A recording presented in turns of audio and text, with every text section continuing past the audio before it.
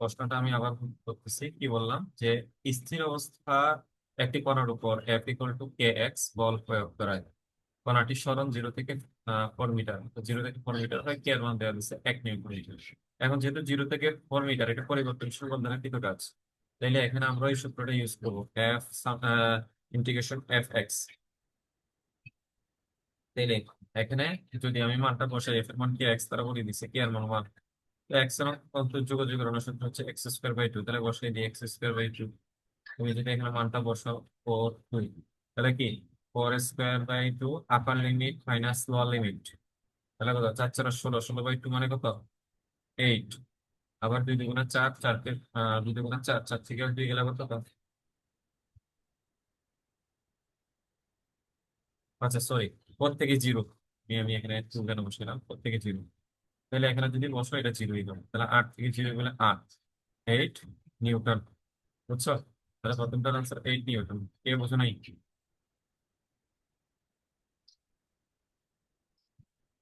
বুঝো নাই এমন কেউ আছো? 8 নিউটন। তারপরে ভাই আসো আরেকবার বুঝে দেন। আরেকবার, এটা ওই দিনে বলছিলাম আবার বলতেছি, ওই দিনে এইটা এই টাইপের 5 6টা ম্যাথ করেছি। পরিবর্তনশীল বল ধারা কৃত কাজের সূত্র হচ্ছে ডাব্লিউ ইকুয়াল টু যোগজীকরণ F dx, integration F dx. এখন এফ এর মান তো তারা বলে দিছে কে এক্স, দেখো এফ এর মান বলা আছে কে এক্স, এই যে এফ এর মান বলা আছে হচ্ছে কে এক্স, এই এফ এর মান হচ্ছে কে এক্স, তো আমি কে এক্স এখানে বসেছি 0 থেকে 4 মিটার, 0 থেকে 4 মিটার, 0 থেকে 4 মিটার।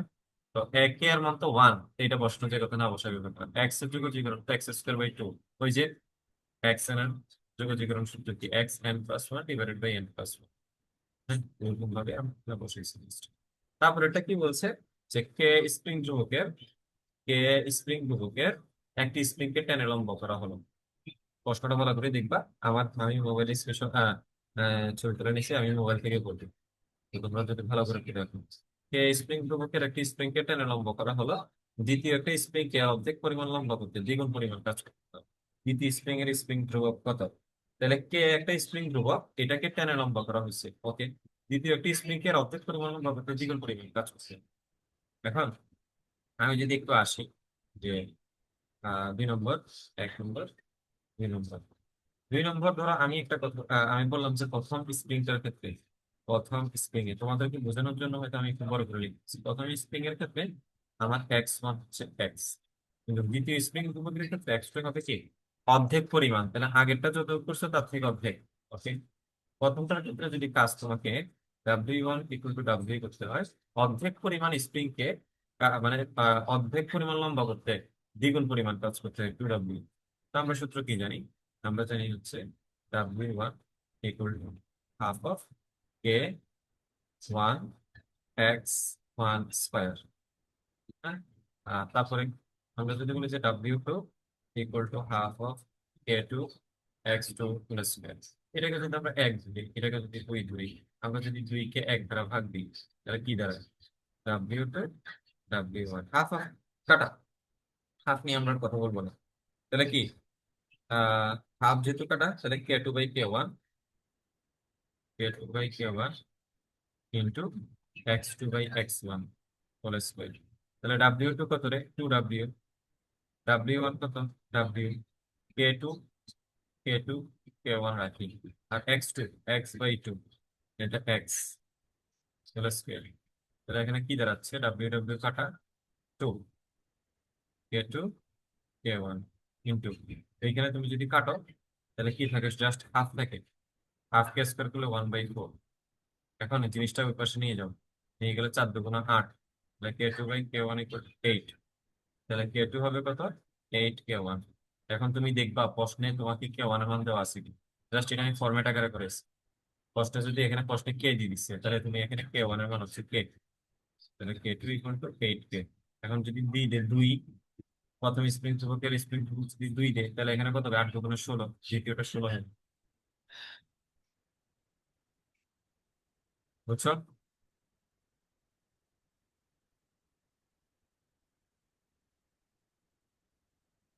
আবার বুঝাচ্ছি,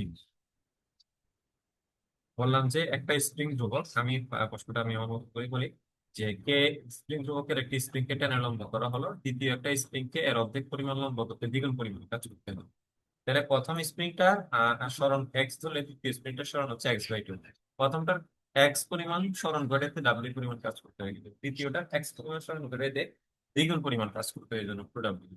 এখান থেকে আমরা ইকুয়েশন সেট করে এখান থেকে কেটে এর মান বের করে নিচ্ছি। শেষ। এই প্রশ্নগুলো পরীক্ষায় থাকতে পারে, সুন্দর প্রশ্ন। আবার আসো 3 নম্বর। 3 নম্বর কি বলছে? একটি এম ভরের বস্তু, এটা ঢাকা ইউনিভার্সিটির প্রশ্ন। একটি এম ভরের বস্তু ঘর্ষণবিহীন তলে ধীর বেগে চলার সময় একটি স্প্রিং এর সাথে ধাক্কা লাগে স্প্রিংটিকে সংকুচিত করবে। স্প্রিংটির বল ধ্রুবক কে হলে স্প্রিংটি কতটুকু সংকুচিত হবে? খেয়াল করো একটা, তাইলে 3 নম্বর প্রশ্নটা আবার দেখি। আহ একটি এম ভরের বস্তু ঘর্ষণহীন তলে ধীর বেগে চলার সময়, তাহলে ওই যে সেম কথা, যে half of M V square equal to half of k x square. বুঝিও তুমি কখন এম জি এইচ, মানে এই দুইটা সূত্র এখানে। একটা হচ্ছে কি স্থিতি শক্তি ইকুয়াল টু কাজ, মানে গতিশক্তির পরিবর্তন কৃত কাজের সমান। আর একটা হচ্ছে কি স্প্রিং এর ক্ষেত্রে তুমি যদি একটা স্প্রিং কে সংকুচিত করো অথবা কি প্রসারিত করো, অবস্থানের পরিবর্তন করো, কালকে আমরা ওই দিন দেখছিলাম, বলছিলাম যে এর মধ্যে যে কাজটা এটা বৃহৎ শক্তি রূপে সঞ্চিত থাকে, তখন এমজিএস ডেরিভেটিভ। বাট এখানে ব্যাগের কথা আসছে, এখানে কিন্তু ব্যাগের কথা বলছে, তো ব্যাগের কথা বলে অবশ্যই গতিশক্তি দিয়ে অঙ্কটা করতে হবে। মানে ব্যাগের কথা আসছে। তাইলে আমরা উভয় পক্ষ থেকে যদি হাফ ক্যান্সেল আউট করি, তাহলে এখানে দাঁড়াবে হচ্ছে এম জি স্কোয়ার কে এক্স স্কোয়ার। আমরা তো বের করবো এক্স, বলছি কি পরিমাণ সংকুচিত হয়েছে, তাহলে এক্স স্কোয়ার ইকুয়াল টু কি m V square divided by k. তাহলে এক্স ইকুয়াল টু কি, x equal to root over m V square by k. তাহলে আলটিমেটলি দাঁড়াবে root over m by k into v. হ্যাঁ, এরকম টাইপের প্রশ্ন দেখবে যে ফরম্যাট টাইপের প্রশ্ন অনেক সময় থাকে।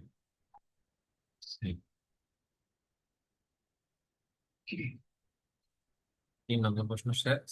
কেউ যদি না বুঝে বলতে হবে, না বুঝলে যদি বলো যে চুপ করে থাকলে কোনো লাভ নাই। 4 নম্বর, 5 কেজি ভরের একটা বস্তুকে 5 মিটার উচ্চ থেকে একটি প্যারেকের উপর পড়লে, 5 কেজি ভরের একটি বস্তু 5 মিটার উচ্চতার দিকে একটা প্যারেকের উপর পড়লে প্যারেকটা মাটির ভিতরে 1 মিটার ঢুকে গেল। আমি যদি একটু গ্রাফিক্যালি দেখাই, তাহলে জিনিসটা হচ্ছে এরকম যে এই এখানে একটা প্যারেক আছে, প্যারেক আছে, একটা 5 কেজি ভরের বস্তু 5 মিটার উচ্চতার দিকে চলে গেল। করার পর হচ্ছে কি এর একটা মাটির ভিতর 1 মিটার ঢুকে গেছে। তা আমাকে বলছে যে বস্তুটা কিভাবে ঢুকে বলছে গড় প্রতিরোধকারী বল, হ্যাঁ গড় প্রতিরোধকারী বল এফ বের হচ্ছে। এখন ওই যে সহজ কথা, যে গড় প্রতিরোধকারী বলের সূত্র কি? দেখো,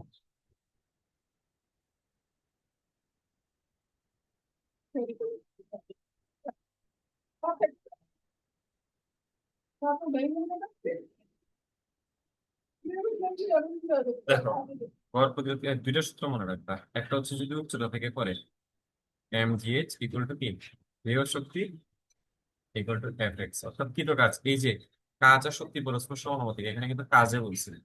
এখন যদি জিনিসটা এরকম হয় যে এরকম, এটা তো একটা স্বাভাবিক অবস্থান থেকে বুঝছো, এ কারণে এমজিএইচ বিভব শক্তি।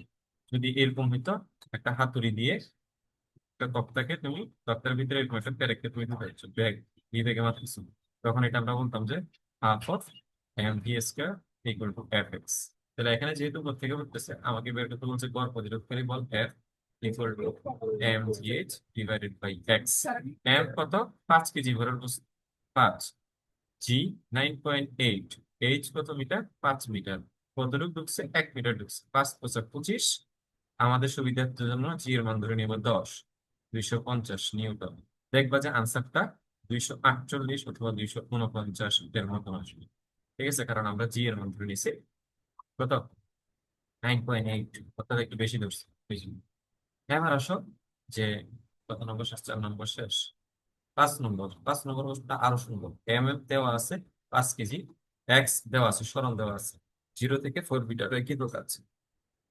তাহলে এক্স এর এক্স কত দেওয়া আছে? wait, 5 এম দেওয়া আছে 5 কেজি, এক্স দেওয়া আছে 5 pq, plus 6t² plus 6 metre.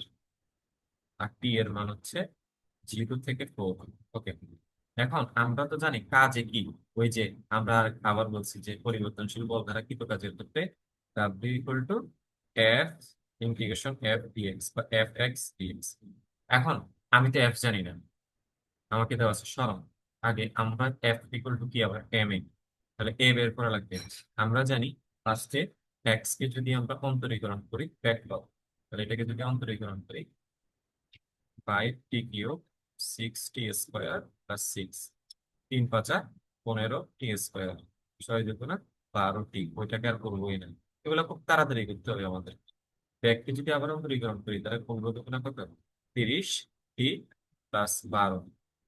এখন আর আমাকে এম দেওয়া আছে কত, 5 কেজি। তাহলে আমি যদি এফ বের করি, এম এ, এম হচ্ছে 5, 30t+2, 150t+2 = কত, 10। এখন আমরা কি বের করবো, যে W equal to F D X, F X D X. তাহলে কত থেকে কত, 0 থেকে 4 নাকি, 0 থেকে 4, 0 থেকে, আচ্ছা আচ্ছা সরি, 0 থেকে 4 ছিল, 0 থেকে 4 মিটার ছিল। তাই প্রশ্নটা আমি আরেকবার দেখি।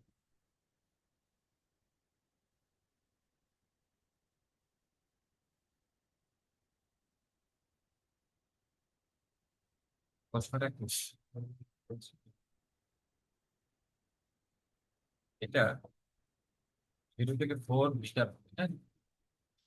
এটা 0 থেকে সরো এক্স, এটা এক্স হবে, 0 থেকে 4 মিটার এক্স হবে। আচ্ছা,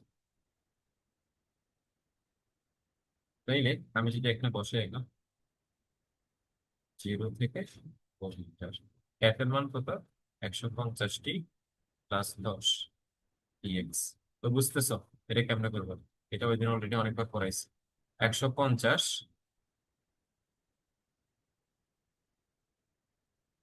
ডিটি দিয়ে লাগবে, হ্যাঁ টি দিয়ে লাগবে, কারণ এখানে টি এর অবস্থা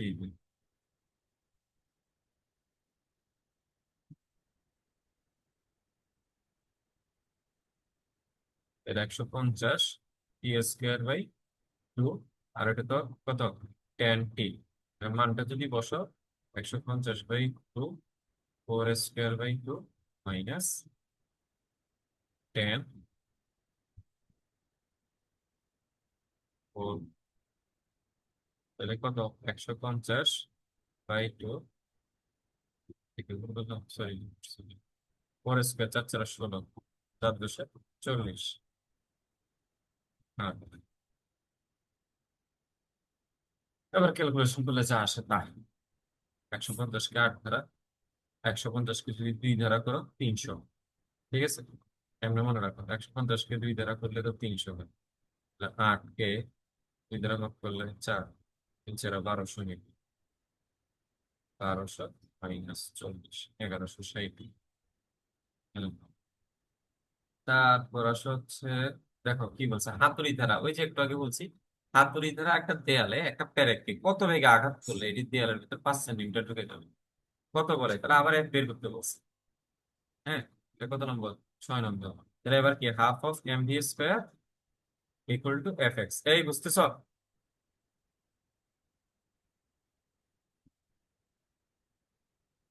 কথা বোঝা যায়, মানে আমি বোঝাচ্ছি যে বুঝতে পারতেছ নি? শাহিদার আর উদ্রিতা, অনন্যা, জি ভাইয়া। না বুঝলে বলিও, চুপ থাকলে কিন্তু শেষ। তাহলে এফ ইকুয়াল টু mv² ও কত বেগে আঘাত করবে। আচ্ছা আচ্ছা, আমাকে এখানে ইয়ে বের করতে বলছে, ব্যাগটা বের করতে বলছে।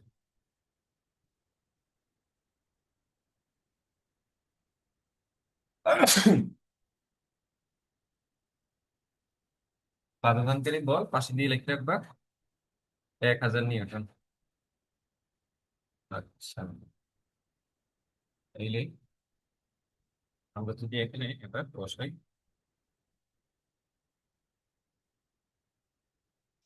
তাহলে V square equal to 2f(x) divided by M. তাহলে এই ভি স্কোয়ারের জন্য এখানে রুট হবে, তাহলে 2 × 1000 5 সেন্টিমিটার, তাহলে 5 ইন্টু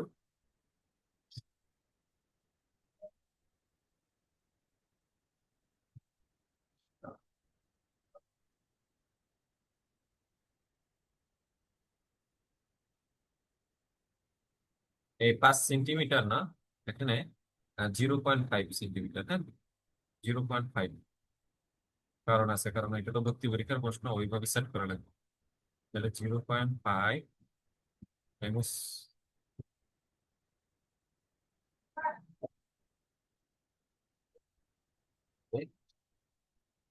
0.5 যদি সেন্টিমিটার থেকে মিটার নিয়ে, তাহলে 10^2 ডিভাইডেড বাই এম হচ্ছে 5 ডিগ্রি।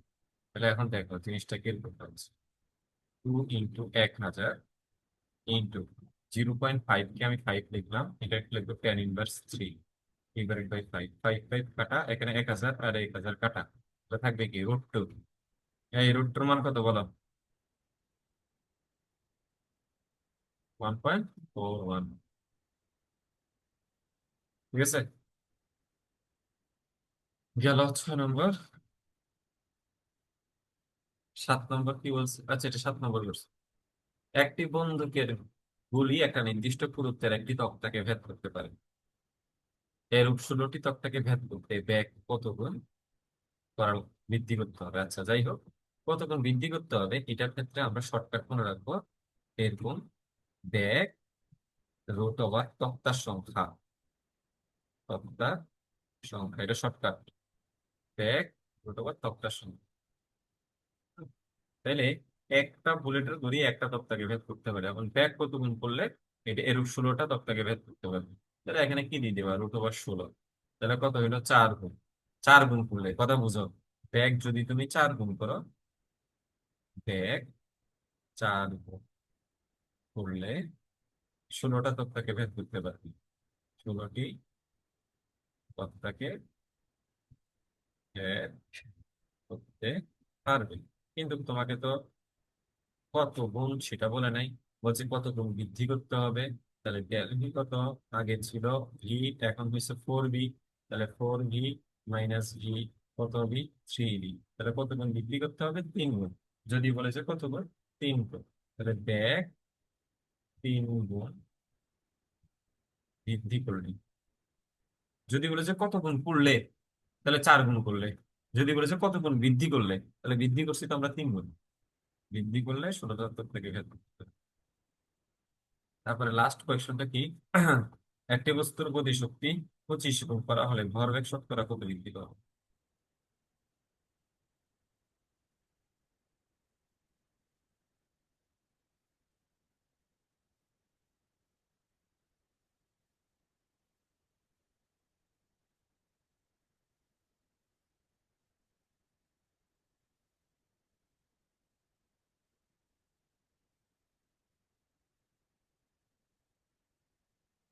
তাহলে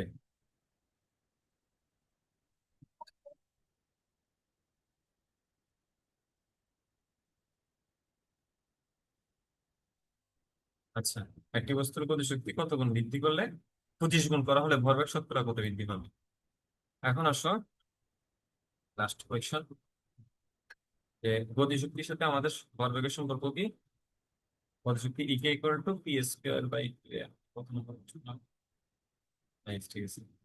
তাহলে ইকে ইকুয়াল টু কত, পি স্কোয়ার বাই 2m। তাহলে এখান থেকে যদি আমি সূত্র লিখি, ইকে 1, ইকে 2, p1 স্কোয়ার, p2 স্কোয়ার, এটা হচ্ছে সূত্র। তাইলে এখন আমি যদি বলি যে তারা বলছে যে আমি ধরে নিচ্ছি আদি গতিশক্তি হচ্ছে ইকে, তাহলে শেষ গতিশক্তি কত হবে, 25 গুণ। তাহলে কত, 25 ইকে। আমি ধরে নিছি p1 p, তো আমাকে p2 বের করতে হবে। তাহলে p2 আমি যদি লিখি সূত্র p2/p1, হ্যাঁ, p2 স্কোয়ার p1 স্কোয়ার কি হবে, ইকে 2 ইকে 1। হ্যাঁ, তো আমি তো বের করবো পি, তাহলে p2/p1 √, EK2 বাই EK1, মানটা বসাও। 25 EK বাই EK, কাটাকাটি করলে 5। P2 ইকুয়াল টু কত? 5P1, অর্থাৎ 5 গুণ করলে, আমাকে বলছে কত গুণ বৃদ্ধি করলে, তাহলে del P 5P1 minus P1 কত? 4। শতকরা যদি বলে তাহলে কি রে? এই রদ্রিতা বলো, শতকরা যদি বলে তাহলে কি?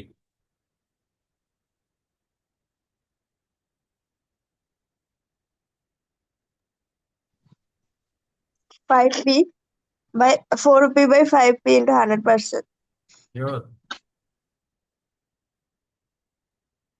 হইলো না তো? উপরে হচ্ছে বৃদ্ধিপ্রাপ্ত, আর নিচে হচ্ছে আদি। 100%, 400%।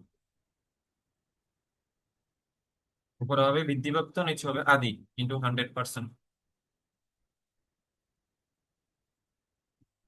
এবার আসো, আমাদের 9টা প্রশ্ন আমরা করছি। আর দেখি একটু অন্য কিছু নিয়ে কথা বলা যায় কিনা।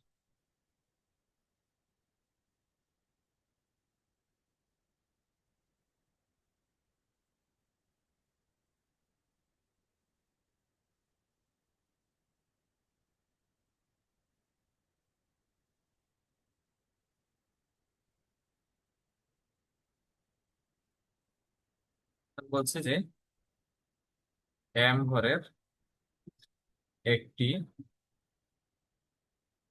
স্থির বস্তু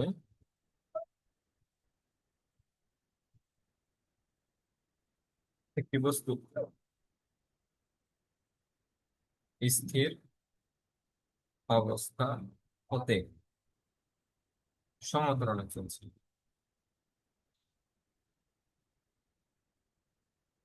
টি সময় পর তার বেগ v। তো আমাকে বলছে টি সময় পর তার কৃত কাজ কত।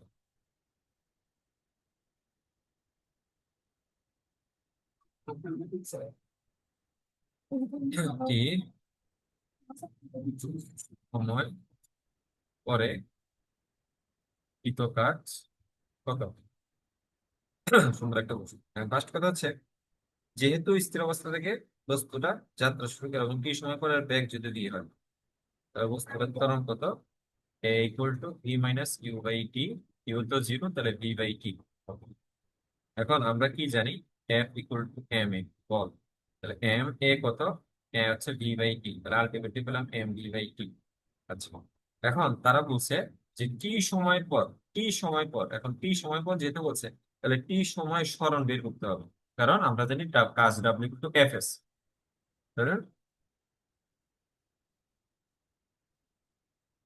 টি সময় পরে সরণ এক্স ইকুয়াল টু বা S equal to U T plus half of x.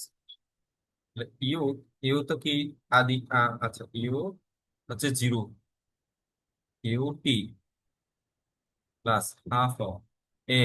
এ হচ্ছে কত? ভিটি। এ হচ্ছে ভিটি, আর এটা হচ্ছে টি স্কোয়ার। আলটিমেটলি কি পাইলাম? V T square divided by 2t। তাহলে এখন আমি তো বের করতে হচ্ছে কাজ। তাহলে W equal to F S, F কত পাইছি? এফ ওইখানে, এই যে এটা।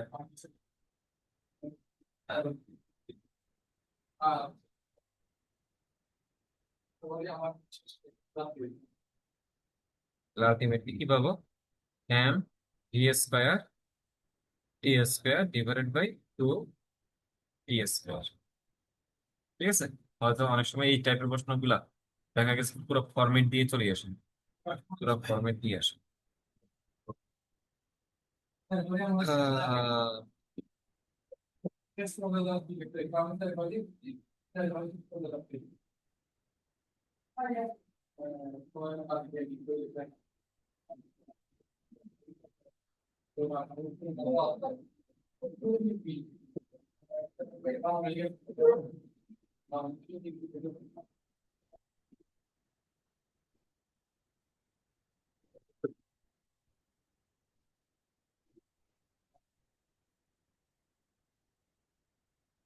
আচ্ছা, আরেকটা জিনিস একটু মনে রাখবা যে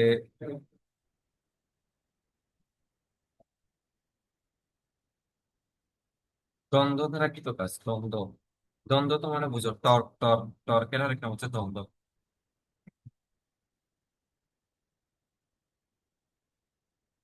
দ্বন্দ্ব ধারা কৃত কাজ, ডাইরেক্ট মনে রাখবা দ্বন্দ্ব ধারা কৃত কাজের সূত্র হচ্ছে W equal two tau theta. এটা মুখস্থ করে দিতে হবে।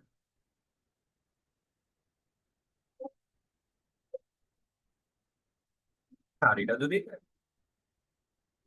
আমরা তো জানি থিটা ইকুয়াল টু কত, 2 পাই আর, সরি 2 পাই থিটা, মনে আছে? ওই যে কৌণিক সরণ আর কি, একটা বৃত্ত পুরোটা ঘুরে আসলে কতটুকু দূরত্ব অতিক্রম করে, 2 পাই। একটা বৃত্ত পুরোটা ঘুরে আসলে 2 পাই, তাহলে এন পার ঘুরলে কত, 2 পাই এন ইন্টু 2 পাই এন। হয়তো এখান থেকে ডাইরেক্ট প্রশ্ন আসতে পারে, যেমন তোমাকে যদি বলে একটি বস্তুর তাও ইকুয়াল টু ধরো 2 নিউটন মিটার,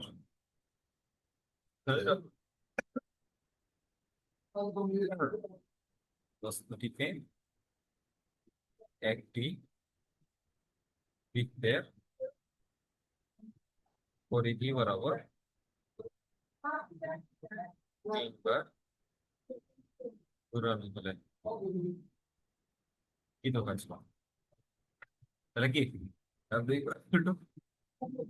এটাও 2 পাই এন, 2, আবার এটা 2 পাই এন কয়বার, 3 বার। আচ্ছা 3 4 12 পাই, দুজন। ঠিক আছে, আজকে ধরে পর্যন্তই।